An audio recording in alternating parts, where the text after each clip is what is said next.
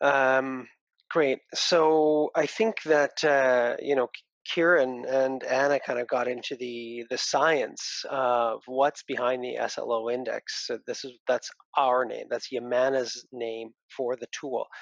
I'm going to just give a really sort of high level blast of what the tool means for us, how we use it. Um,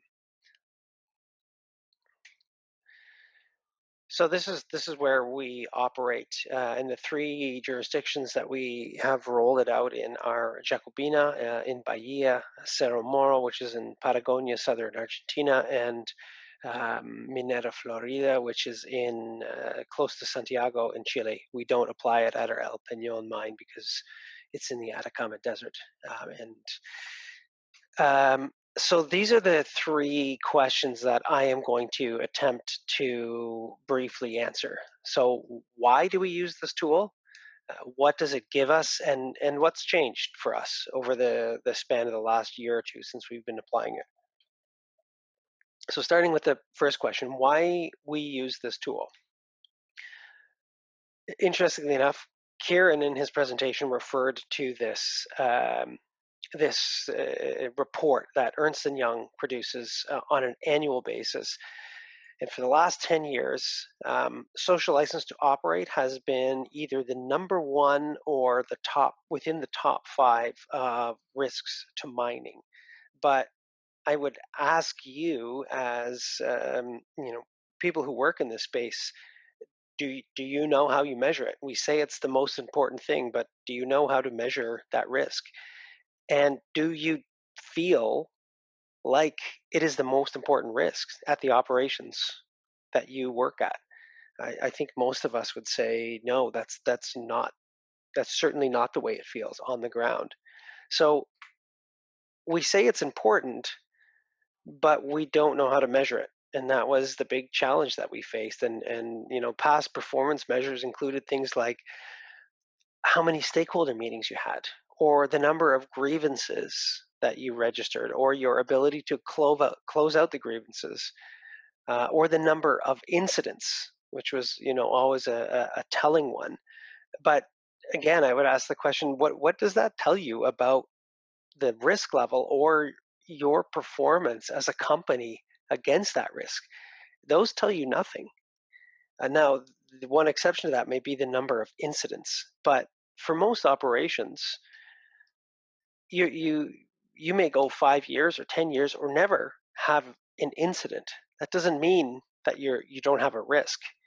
And as a former boss once said, and I really liked his quote: "The absence of bad is not an indicator of good." And that was kind of the premise with which we launched into this and decided we needed to do something. So back in 2015, we looked at all of the data across health and safety, environment, and community that we had, and we had a lot of data, but it didn't really seem to be telling us anything. So we kind of cleared the table of all of the data and said, let's take it down to scratch and answer these questions. What does the general manager of the mine site really want to know? Um, what does the CEO really want to know? What does the board really want to know? And the answers, for these all these groups of stakeholders were the same. And it's: do we have a social license? Is this social license at risk? And are things getting better or worse? Apologies, I'm just having some technical difficulties. Okay. Um, so that's what sent us in search um, of finding a tool that could answer these questions. And that's what led us to Kieran. It was actually a presentation that he gave in Chile.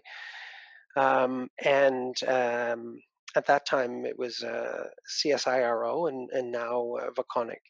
So we made initial contact in 2015. We began planning and went through the whole budget approval and launched a pilot in 2017 in Brazil. Um, 2018 is when we expanded it to all operations, and last year was our first full year of, again, what we call the social license to operate index at all of our relevant um, operations.